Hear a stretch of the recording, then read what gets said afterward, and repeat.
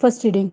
A reading from the book of Genesis, chapter 44, verses 18 to 21 and 23 to 29, and chapter 45, 1 to 5. At this, Judah went up to him and said, May it please my lord, let your servant have a word privately with my lord. Do not be angry with your servant, for you are like Pharaoh himself. My lord questioned his servants, Have you father or brother? And we said to my lord, We have an old father and a younger brother, born of his old age. His brother is dead. So he is the only one by that mother now left, and his father loves him. Then you said to your servants, Bring him down to me, so that I can set eyes on him. But you said to your servants, If your youngest brother does not come down with you, you will not be admitted to my presence again. When we went back to your servant, my father, we repeated to him what my lord had said. So what our father said, Go back and get us a little food. We said, We cannot go down. We shall go only if our youngest brother is with us, for unless our youngest brother is with us, we shall not be admitted to the man's presence. So your servant, our father, said to us, You know that my wife bore me two children.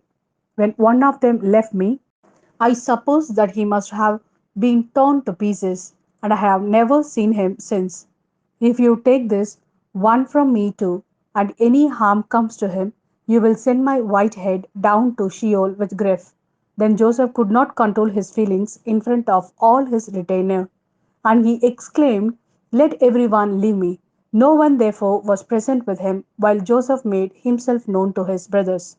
But he wept so loudly that all the Egyptians heard, and the news reached Pharaoh's palace.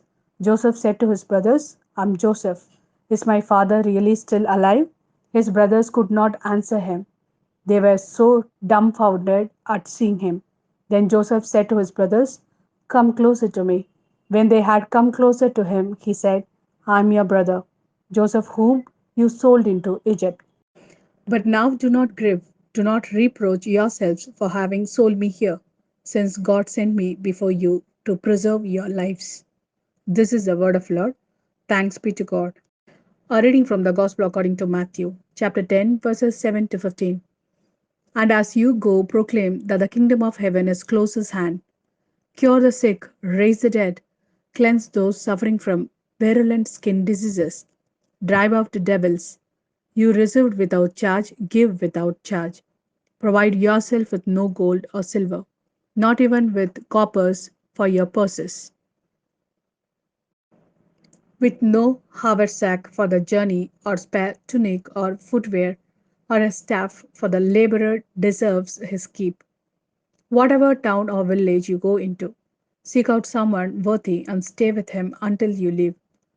As you enter his house, salute it, and if the house deserves it, may your peace come upon it. If it does not, may your peace come back to you. And if anyone does not welcome you or listen to what you have to say, as you walk out of the house or town, shake the dust from your feet. In truth, I tell you, on the day of judgment, it will be more bearable for Sodom and Gomorrah than for that town.